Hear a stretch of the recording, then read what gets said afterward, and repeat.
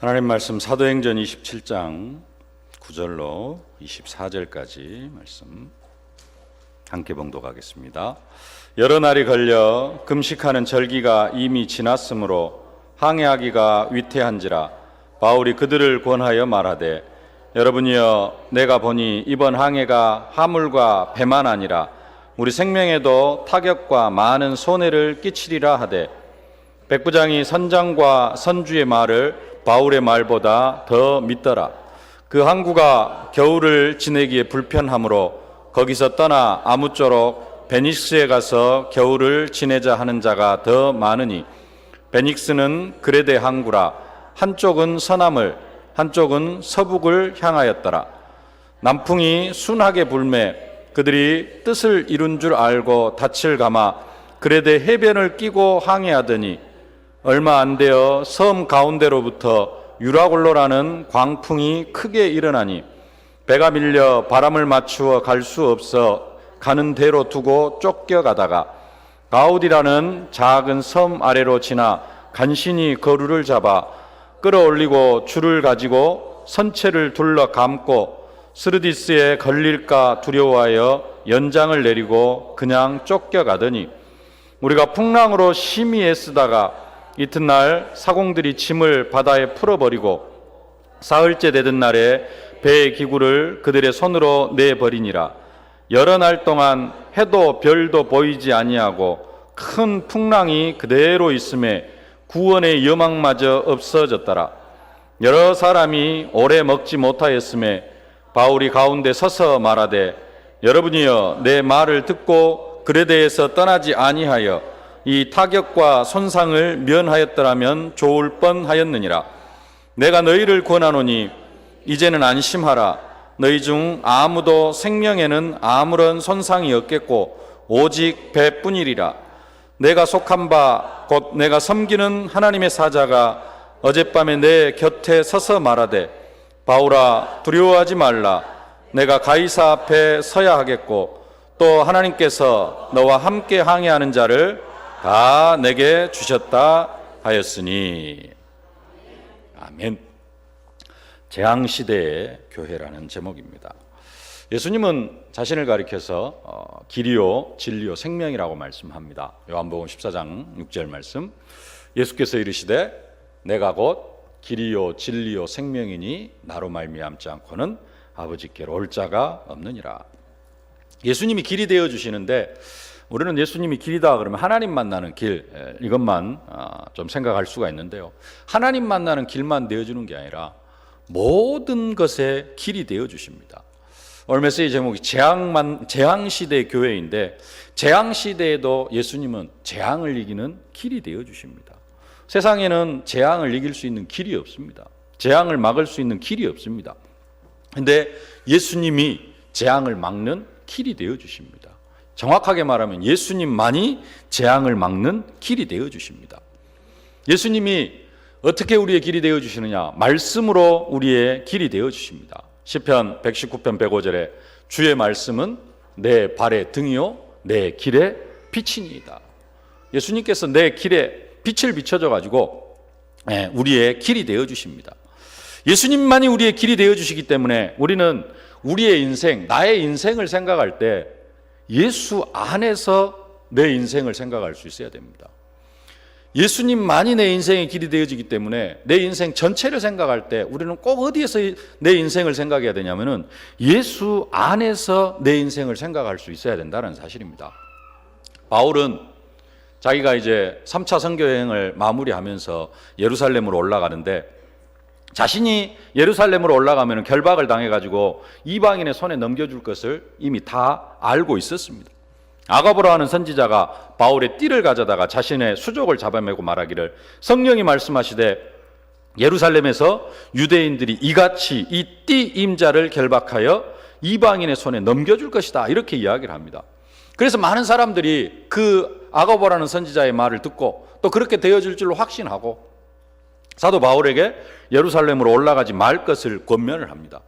그러나 사도 바울은 그 말을 듣지를 않습니다. 그러면서 말합니다. 나는 주 예수의 이름을 위하여 결박을 당할 뿐 아니라 예루살렘에서 죽을 것도 각오하였노라.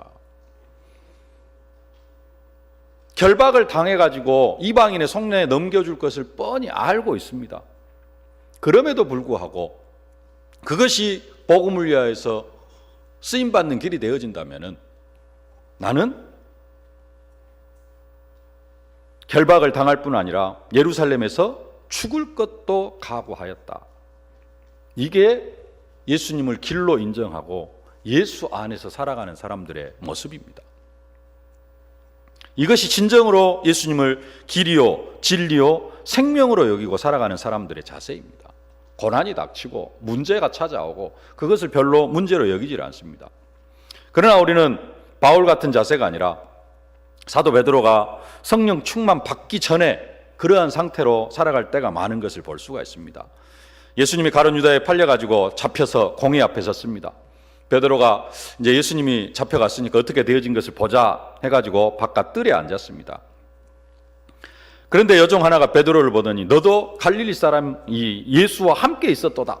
베드로를 향하여서 말하니까 베드로가 예수님을 부인합니다. 그러면서 사람들에게 여종을 향하여서 나는 네가 무슨 말을 하는지 전혀 알지 못하겠다.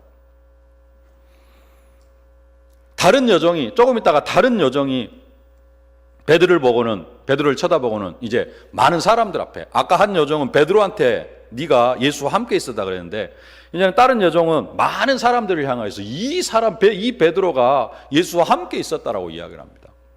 그러니까 베드로가 예수님을 부인합니다. 저주하면서 부인을 합니다. 나는 그 사람을 결단코 알지 못한다. 조금 전에 그 말하기 조금 전에 예수님이 네가 나를 3번 부인할 것이다 그러니까 내가 주와 함께 죽을지언정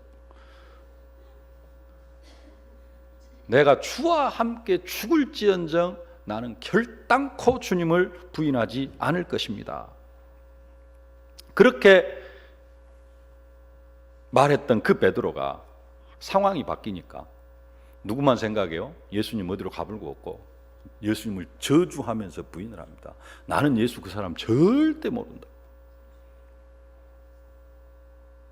이게 자기 인생을 자기 안에서 생각하는 겁니다. 예수는 순간 어디로 사라져버리고 없어요. 고난 당할 때, 편안할 때는 뭐 결단도 하고 각오도 하고 뭐 생명도 드릴 것처럼 이야기를 하는데 문제만 생기면은 예수 어디로 가버리고 없습니다. 우리는 성령 충만 받은 바울 같은 사람입니까? 아니면은 성령 충만 받기 전에 베드로 같은 상태입니까?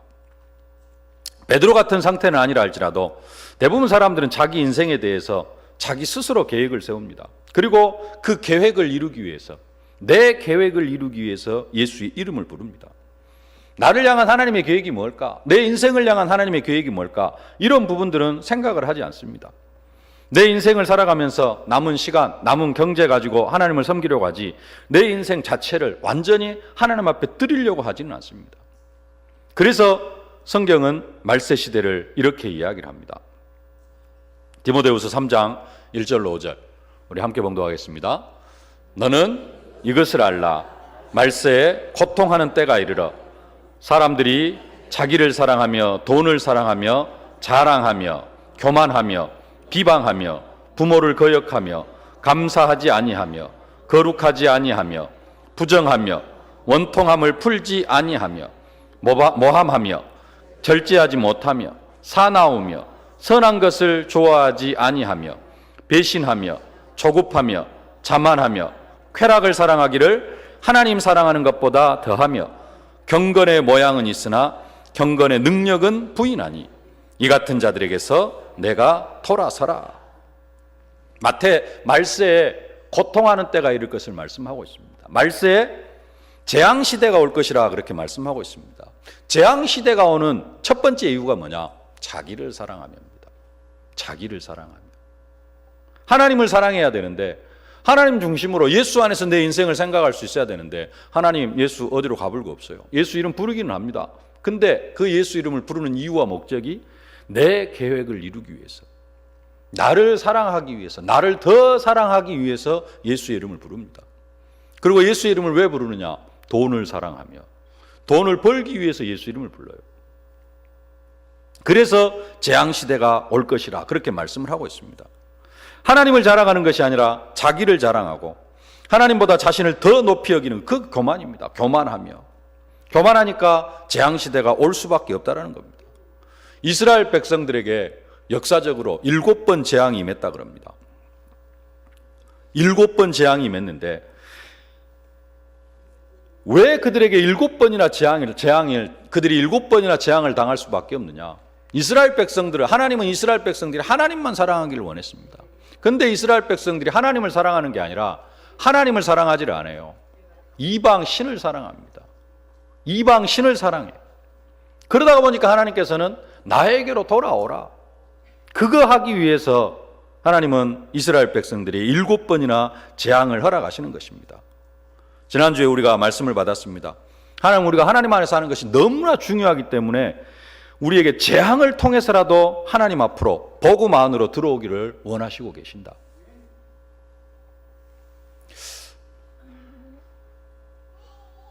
모르긴 몰라도 여기 계신 분들 중에 많은 분들이 재앙 때문에, 내가 과거에 당한 재앙 때문에 복음 속으로 이렇게 오신 줄로 믿습니다. 그리고 큰 문제 속에서 어떻게 해결할 수도 없다가 교회는 다니고 있었지만은 인생의 해답이 없어서 그 인생의 해답을 얻으려고 결국은 우리가 이 복음 속으로 들어오게 된 계기가 뭐예요? 한편으로는 인생 문제 때문에, 재앙 때문에. 재앙이 아니었으면은 우리도 예수 이름 안 부를 수 있습니다. 재앙이 뭔지 모르고 살았으면은 예수 이름 안 부르고 예수 없어도 세상 사람들 잘 살아가니까. 근데 하나님의 은혜로 우리가 과거에 뭘 당했어요? 재앙을 당했어요. 그 재앙을 좀 해결해 보려고 그러다가 우리가 이 복음을 깨닫게 되어진 줄로 믿습니다. 자신의 힘으로는 해결할 수 없는 재앙이 임했는데 그 재앙을 그리스도가 해결할 수 있다고 하니까 그것을 믿고 지금 이 자리에 앉아 계신 분들이 많이 있습니다. 그래서 그 재앙이 우리에게 뭐가 되어진 겁니까? 축복이 되어진 겁니다. 재앙이 축복이 되어져서 우리가 지금 이 축복의 자리에 앉아 있습니다. 근데 문제는 뭐냐? 우리의 후대들은 그렇지가 않습니다. 2세들은 재앙 때문에 이 자리에 앉아 있는 게 아니라 부모가 받은 복음 때문에 이 자리에 앉아 있습니다. 그럼 재앙이 뭔지를 몰라요. 복음 속에서 자라나다 보면은 복음을 늘 접하고 살아가다 보면 이 복음이 얼마나 중요한 것인지. 복음의 1세대들은 재앙 때문에 복음을 받고 그 복음 때문에 재앙이 해결되어지고 하나님의 축복을 받았기 때문에 그래도 뭐가 있느냐? 저 밑바닥에는 이 은혜에 대한 감사가 있고 복음에 대한 감격이 있습니다. 근데 우리의 후대들은 그냥 재앙 시대가 아니라 화평 시대, 평안 시대에 나름대로 복음을 받았어요. 1.5세들은 그렇지 않습니다만 2세들 같은 경우, 복음의 2세대들 같은 경우에는 평안한 가운데 부모가 받은 복음 때문에 자기들이 복음을 받았습니다. 그러면 이게 다인 줄 알아요. 그리고 세상에 재앙이 어떻게 임하는지 그것을 알지를 못합니다. 그렇게 자라가다가 보면은 복음을 무가치하게 생각할 수 있습니다. 그러면 하나님은 그들에게 복음을 깨닫게 하시려고 무엇도 허락하실 수 있다. 재앙을 내려서라도 하나님은 우리의 후대들을 복음 속으로 들어오게 하실 것이라는 것입니다. 우리의 후대들이 재앙을 당하면 되겠습니까? 복음 속에서 자라난 우리의 후대들이 재앙을 당하면 되겠습니까? 우리의 후대들이 재앙 당하지 않도록 우리는 더 눈물로 기도해야 될 줄로 믿습니다. 오늘 본문은 14일 동안 풍랑에 시달리다가 전도자 바울 때문에 기적적으로 살아난 사람들의 이야기입니다. 풍랑도 그냥 풍랑이 아니라 광풍이라 그럽니다. 광풍. 초특급 태풍 같은 이런 풍랑을 만난 것입니다. 그 결과 14일 동안이나 태양도 보지 못하고 별도 보지 못하고 그들에게서 완전히 구원의 여망마저 끊어져 버린 그런 상태가 되어졌다고 이야기를 합니다. 어떤 사람은 장사하려고 자기의 모든 미천을 그 배에다가 다 실었습니다. 그런데 그 많은 화물들까지 다 바다에다 던져버리고 살려고 하다가 보니까 그 많은 화물 다 던져버리고 엄청난 경제적인 손실까지 있습니다. 나중에는 배의 기구까지도 다 버려야 되는 그런 상황에까지 이르게 되어집니다. 왜 이 사람들이 그러면 풍랑을 만날 수밖에 없었습니까? 이유는 간단합니다. 더 큰 이유도 있지만 1차적인 이유는 오늘 11절 말씀, 백부장이 선장과 선주의 말을 바울의 말보다 더 믿더라. 백부장이 선장과 선주의 말을 바울의 말보다 더 믿습니다. 전도자의 말을 듣지 않고 일을 진행을 하니까 세상 사람들의 경험과 경험, 체험 이런 것들만 가지고 세상 지식을 가지고 따라가다가 보니까 풍랑을 만난 겁니다. 복음적으로 해석을 하면은 하나님께서 이 배에 있는 276명의 생명을 구원하시려고 하신 겁니다. 영적인 생명을 구원하시려고 하시는 것인데, 근데 1차적으로는 전도자의 말을 듣지 않으니까 경제적인 엄청난 손실을 보면서 생명에는 지장이 없지만은 거의 죽음의 문턱까지 다다르게 되어지는 그런 일을 당하게 되어지는 겁니다. 바울이 분명히 이야기를 했습니다. 이번에 항해를 하면은 화물뿐만 아니라 배, 생명에도 위협을 느낄 수 있다. 경고를 반드시 했습니다. 그러나 선장이 말을 듣지를 않습니다. 백부장도 말을 듣지를 않습니다. 풍랑 만난 사람들 특징, 세상을 살아가다가 재앙을 만나는 사람들의 특징이 몇 가지 있습니다. 그 특징이 뭐냐? 하나님을 믿지를 않아요. 그래서 재앙을 당합니다. 예수 믿는 사람들도 하나님의 말씀을 확실하게 믿지를 않습니다. 그러면은 재앙을 당합니다. 하나님의 말씀에 순종하지 못하니까. 사람들이 하나님을 믿지 않아서 나타나는 결과가 뭐냐? 재앙이에요. 보통 사람들, 불신자들 가만히 놔두면 하나님께로 돌아올 수 있는 길이 없습니다. 하나님께로 돌아올 수 있는 길이 없어요. 언제 그들이 하나님께로 돌아오느냐? 재앙 만나가지고. 재앙 만나면 또 바로 돌아오느냐? 두 번째 이야기가 나오는데, 할 것 다 하다가 주로 어디다가 다 갖다 바치고요? 무속인한테 다 갖다 바치고 절간에 다 갖다 바치고 갖고 빈 털털이 돼가지고 이제 마지막에 교회로 나옵니다. 그렇지 않으면은 불신자들이 하나님 앞에 잘 안 나와요. 예수 믿는 사람들 욕도 많이 얻어먹고 뭐 좀 독단적이다, 저들밖에 모른다 해가지고 뭐 세상 시선도 별로 안 좋고 그래가지고 교회를 나올 수가 없는 상황이 되어졌습니다.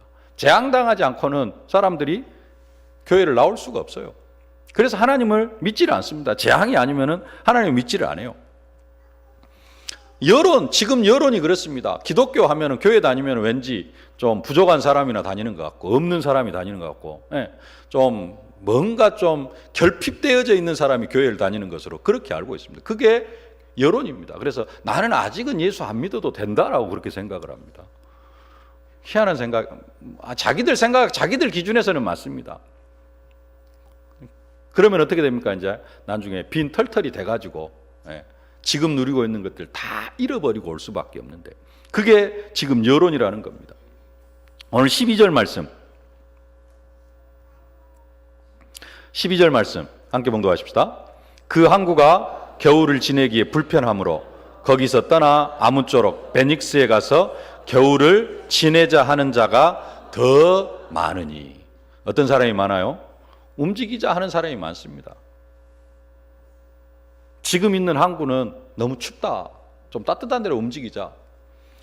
소수의 의견이 아니라 많은 사람이 움직이자, 베닉스로 가서 겨울을 지내자. 이 여론이 일어나니까 그 여론을 무시를 못합니다. 세상의 여론, 이거 어떻게 하지를 못합니다.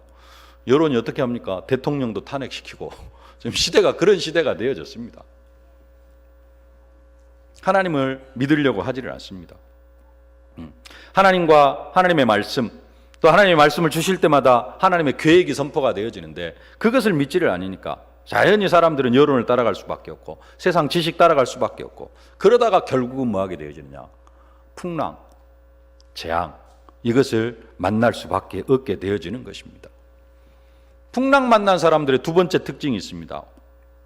두 번째 특징 뭐냐? 왜 풍랑이 일어났는지를, 왜 재앙을 당하게 되어졌는지를 전혀 생각을 하지 않는다는 겁니다. 그리고 오늘 본문에도 보니까 늘 했던 대로 배를 가볍게 하기 위해서 짐을 다 버립니다. 화물을 다 버리고, 그것도 안 되니까 이제는 배 기구들까지, 배 기구가 없으면 어떻게 되어집니까? 나중에 멍텅구리 배가 되어져 가지고 떠밀려 다닐 수밖에 없는 그런 상태에 이르게 되어지는데 어쩔 수 없으니까 그렇게까지 지금 배 기구들까지도 다 던져버리는 겁니다. 살아보려고 애를 쓰는 것이죠. 할 수 있는 것들은 다 하는데 뭘 찾지를 않느냐? 왜 이 재앙이 임했는지 그 부분을 찾지를 않습니다. 그 요나가 탄 배 있죠. 그 배가 요나 때문에 풍랑을 만납니다. 배 중간에. 근데 그 사람들은 그래도 좀 중간에 이유를 찾습니다. 왜 우리가 탄 이 배가 풍랑을 만났는지 이유를 찾아요. 그 이유를 찾기 위해서 뭐 합니까? 제비를 뽑아요. 그때 제비 뽑힌 사람이 요나입니다. 그러니까 요나가 이야기해요. 나를 배에다 던져라. 그러면 너희들이 살 것이다. 왜 풍랑을 당하게 되어졌는지 이유를 찾아가요.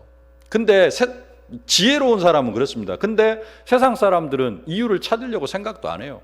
그리고 막무가내로 해결을 하려고만 합니다. 이유도 모르는데 어떻게 해결이 되어집니까? 문제의 원인을 모르는데 어떻게 해결이 되어집니까? 그러니까 다른 방법으로, 틀린 방법으로 계속해서 더 손해보고 더 문제 속으로 빠지는 그런 결과를 낳게 되어지고요. 그러면서 세 번째 특징은 뭐냐? 끝까지 갑니다. 끝까지 가요. 틀린 방법으로 중간에 포기를 안 하고 끝까지 갑니다. 인간이 할 수 있는 모든 방법을 다 동원합니다. 배에 있는 함을 갖다 다 버립니다. 뭐까지 버려요? 배의 기구들까지. 배에 기구가 없으면 나중에 이 배는 진짜 완전 멍텅. 풍랑이 멈춰도 어떻게 되어지느냐? 바다에서 떠돌다가 거기서 그냥 그 배에서 죽을 수도 있는데 일단은 살고 보자 하면서 끝까지 가는 이게 풍랑 만난 사람들의 특징입니다. 요나가 풍랑을 만났을 때 배에 있는 사람들 처음에는 각자 자기의 신에게 비는데 처음부터 비는 것이 아니죠. 살아보려고 애를 쓰다가 짐을 던지고 막 하고 하다가 마지막에 이제 자기 신들에게 빌고 그러면서 더 마지막에는 뭘 합니까? 왜 이 풍랑이 일어났는가? 그 원인을 찾는데 오늘 유라굴로 광풍을 만난 그런 사람들도 이유를 찾지를 않고 끝까지 갑니다. 자기들 힘으로 뭔가를 해보려고 완전히 하나님을 절대로 찾지를 않습니다.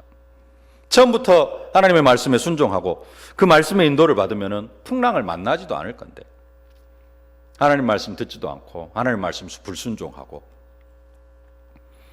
왜 풍랑이 일어난지 생각지도 않고 끝까지 가는 이러한 세상 사람들, 그러니까 그 재앙 속에서 죽어갈 수밖에 없는 것. 그게 지금 세상 사람들의 현실이라는 겁니다. 지금 신앙생활을 하는 사람 중에서도 재앙을 당하고 풍랑을 만나면은 하나님의 말씀보다는 자기 경험, 자기 지식, 자기 고집 이런 것들을 앞세우는 사람들이 많이 있습니다. 하나님 없는 세상 사람들이 살아가는 방법, 백부장이 선장과 선주의 말을 바울의 말보다 더 믿더라. 백부장, 세상의 권력의 상징입니다. 선주, 돈, 물질의 힘을 가진 사람입니다. 권력을 가진 사람입니다. 선장, 계속해서 이 배를 가지고 배 한 대를 가지고 같은 노선을 늘 다니는 사람, 경험이 있고 지식을 가진 사람입니다. 사람들은 그런 부분들을 가지고 의지하면서 살아갑니다. 돈, 권력, 지식 이런 것들을 가지고 살아가면서 자기가 당한 재앙을 해결을 해보려고 합니다. 그러면서도 절대로 하나님을 찾지를 않습니다. 바울의 말보다 그들의 말을 더 믿습니다. 그래서 세상 사람들은 재앙 속에서 빠져 죽어가는 겁니다. 풍랑, 재앙 앞에서, 재앙 시대의 교회라는 제목인데요. 재앙 앞에서, 풍랑 앞에서 언약 백성이 알아야 될 사실. 첫 번째, 간단하게 세 가지로 말씀을 드리겠습니다. 첫 번째로는 풍랑을 잔잔케 하시는 분이 예수님이라는 겁니다. 다시 말하면 재앙을 해결할 수 있는 분이 예수님밖에 없다라는 겁니다. 예수님의 제자들이 예수님과 함께 배를 타고 갑니다. 갈릴리 호수에서 배를 타고 가는데 그 풍랑 속에서 그 풍랑을 만나죠. 갈릴리 호수에서 풍랑을 만납니다. 그 풍랑 속에서 살아보려고 발부둥을 치다가 도저히 안 되겠으니까 예수님을 깨웁니다. 우리가 죽게 되었습니다. 예수님의 제자들이 예수님을 깨우는데 예수님은 뭐 하고 있었느냐? 잠자고 있었습니다. 풍랑 만나가지고 제자들은 죽게 되어졌다고 발버둥 치고 있는데 예수님은 배에서 주무시고 계셔요. 한 가지 먼저 생각할 것은 예수 믿으면은 또 풍랑 안 만날 것이다 라고 그렇게 생각하는 사람들도 있습니다. 예수 믿고 교회를 다니면 아무런 일도 일어나지 않을 것이다 라고 착각을 하고 살아가는 사람들도 있습니다. 예수 믿으면 병도 안 생기고 돈도 잘 벌고 자식들은 무조건 잘 되고 이런 것으로 착각을 하면서 살아가는 사람들도 있습니다. 제자들도 예수님이 계시니까 뭐 풍랑 일어나지 않겠지, 아무 일도 일어나지 않겠지 이렇게 착각을 했습니다. 근데 제자들이 타고 가는 배가 풍랑을 만납니다. 아무리 발버둥 쳐도 이 풍랑을 해결할 길이 없습니다. 그러니까 예수님을 깨웁니다. 지금 우리가 다 죽게 되어졌는데 왜 예수님 잠만 주무시고 계십니까? 예수님 일어나가지고 이 풍랑을 좀 어떻게 좀 해주십시오. 제자들은 풍랑 때문에 막 그 힘들고 그 두려움 속에 빠져 있는데, 근데 똑같은 상황 속에서 예수님은 뭐 하고 계셔요? 주무시고 계셔요. 예수님은 배멀미도 안 하고 배가 막 흔들려도 중심을 너무 잘 잡고 그래가지고 주무시고 계십니까? 제자들은 예수님보다 좀 더 심해가지고 배멀리도 좀 마음이 많이 하고 그러니까 막 두려움에 떨고 그렇습니까? 믿음이 없는 것이죠. 그러면서 예수님께서 일어나서 하시는 말씀이 그겁니다. 마태복음 8장 26절 27절 어찌하여 무서워하느냐 이 믿음이 적은 자들아. 뭐라고요? 믿음이 적은 자들아. 믿음이 없어서 두려워하는 겁니다. 뒤에 계속 보십시다. 26절 27절 예수께서 이르시되 어찌하여 무서워하느냐 믿음이 작은 자들아 하시고 곧 일어나사 바람과 바다를 꾸짖으시니 아주 잔잔하게 되거늘 그 사람들이 놀랍게 여기르되 이가 어떠한 사람이기에 바람과 바다도 순종하는가 하더라. 풍랑을 잔잔케 하시는 분이 누구예요? 예수님. 바다를 꾸짖으셨습니다. 바람을 꾸짖으셨습니다. 바람과 바다를 꾸짖으실 수 있는 분이 누가 있습니까? 오직 예수님. 예수님이 바다를 꾸짖으시니까 풍랑이 잔잔해졌어요. 예수님이 십자가에 못 박혀 죽으심으로 말미암아 다 이루셨다고 말씀하셨습니다. 저주와 재앙 당할 수도 있지만은 이미 그것을 그리스도께서 다 끝내셨습니다. 그러면은 우리에게 저주와 재앙이 임할 그 풍랑을 만날 수도 있는데, 재앙보다는 우리가 살아가면서도 예수님의 제자들이 예수님과 함께 있으면서도 풍랑을 만났는데, 또 사도 바울도 지금 로마로 가는데 풍랑을 만났습니다. 바울이 탄 배가 풍랑을 만났어요. 바울도 죽을 수 있는 그런 상황에 처하게 되어진 겁니다. 그럼 이 풍랑은 뭐냐? 첫 번째 언약은 풍랑을 잔잔케 하시는 분이 예수님이다. 두 번째로 붙잡아야 될 언약은 두려워 말라, 네가 가이사 앞에 서야 하겠고입니다. 이게 뭐냐? 풍랑을 주시는 이유입니다. 언약 백성이 풍랑을 만나는 이유, 뭐하게 하려고요? 가이사 앞에 서야 하겠고, 우리를 전도자로 세워가시려고, 우리에게 증거를 주시려고, 우리에게 하나님 살아계신 증거를 주시려고 우리에게 풍랑도 허락하신다라는 겁니다. 바울이 풍랑을 만났을 때 하나님이 바울에게 주신 말씀입니다. 24절 말씀 함께 봉독하겠습니다. 바울아 두려워하지 말라, 네가 가이사 앞에 서야 하겠고 또 하나님께서 너와 함께 항해하는 자를 다 내게 주셨다 하였으니. 이것이 바울이 풍랑을 만난 이유입니다. 지금 죄수의 몸으로 가이사 앞에 가고 있습니다. 하나님 바울이 죄수의 몸으로 가이사 앞에 서기를 원하지를 않으셨어요.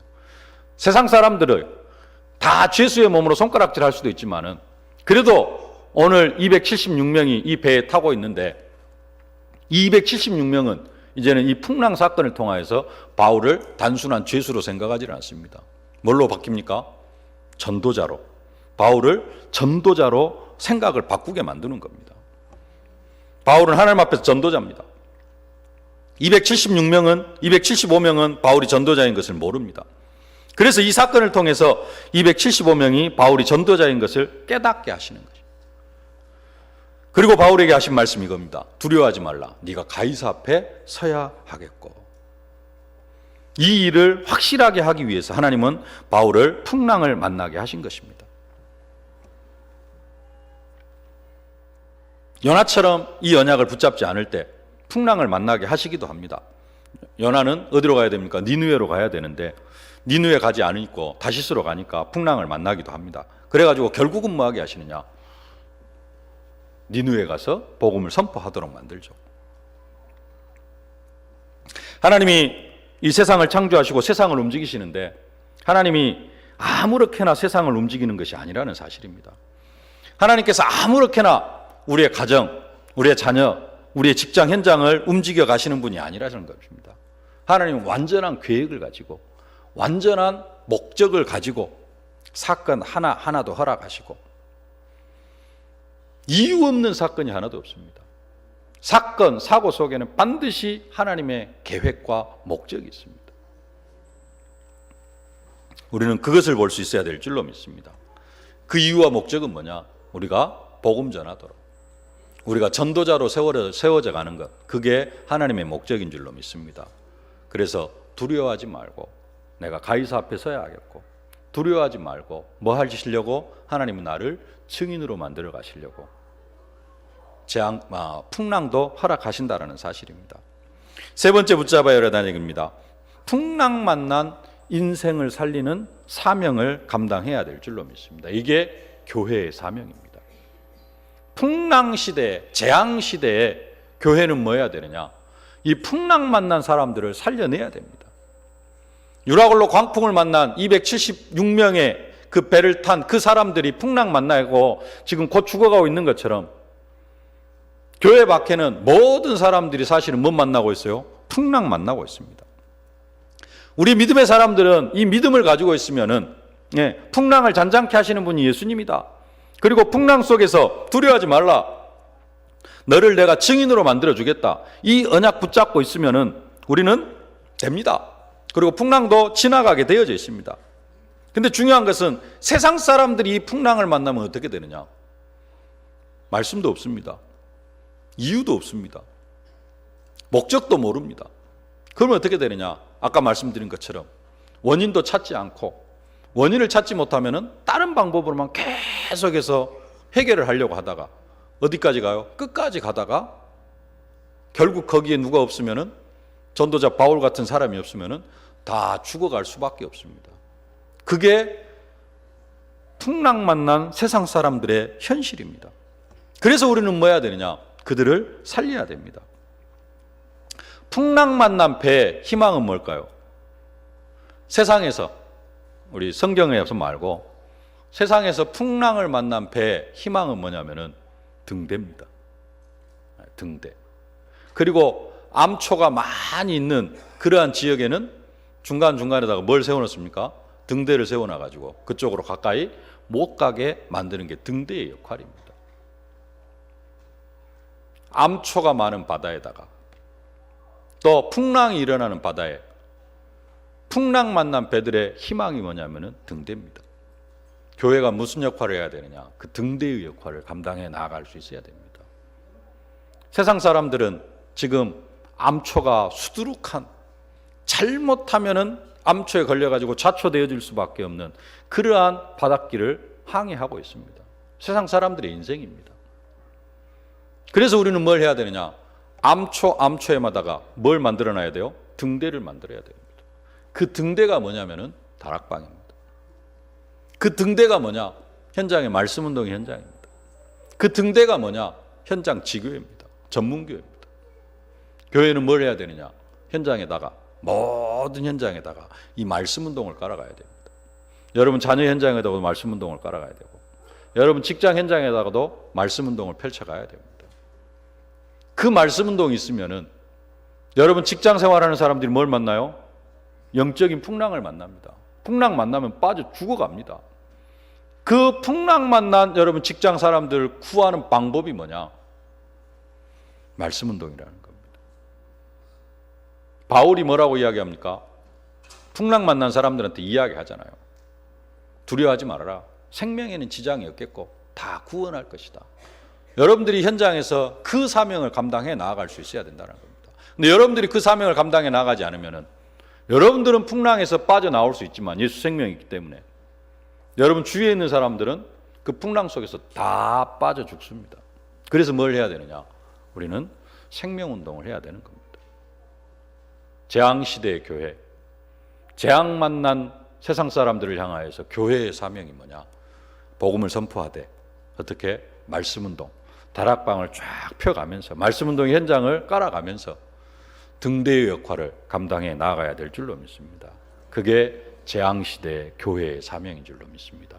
여러분들이 이 일의 주역이 되어지실 수 있기를 주님의 이름으로 축복합니다. 살아계신 아버지 하나님, 은혜와 사랑을 진심으로 감사를 드립니다.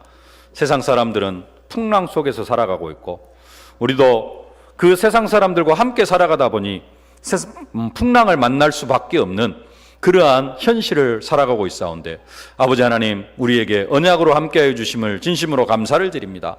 풍랑을 잔잔케 하시는 분이 예수님이심을 사실적으로 믿고 깨닫게 하시니 감사를 드립니다. 그 풍랑 속에서도 두려워하지 말라, 네가 가이사 앞에 서야 하겠고, 하나님 우리를 전도자로 세워가시는 축복의 방편인 줄로 알고 감사를 드립니다. 하나님, 이제는 저 풍랑 만난 사람들에게 우리가 등대의 역할을 감당해 나아갈 수 있도록 은혜로 함께하여 주옵소서.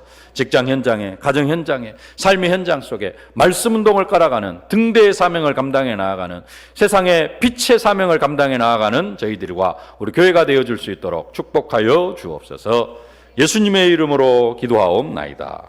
아멘. 만왕의 왕이 되신 우리 구주 예수 그리스도의 은혜와 복에 복을 더하사 복음의 지경을 넓혀주시기를 기뻐하시는 우리 아버지 하나님의 무한하신 사랑하심과 우리가 현장에서 증인의 사명을 감당해 나아가도록 순간순간 능력으로, 권능으로, 증거로 함께 하시는 성령의 충만하신 역사가, 풍랑시대, 재앙시대, 풍랑을 잔잔케 하시는 분이 예수님임을 믿고 풍랑 속에서도 두려워하지 아니하고 전도자의 사명을 감당해 나아가면서 이 세상 풍랑 만난 사람들에게 등대가 되어주기를 원하여서 현장에 말씀운동을 펴나가기를 소망하는 모든 전도자들 머리머리 위에, 저들의 가정과 자녀, 현장, 산업, 기도 제목 위에 이제로부터 영원토록 항상 함께 계실지어다. 아멘.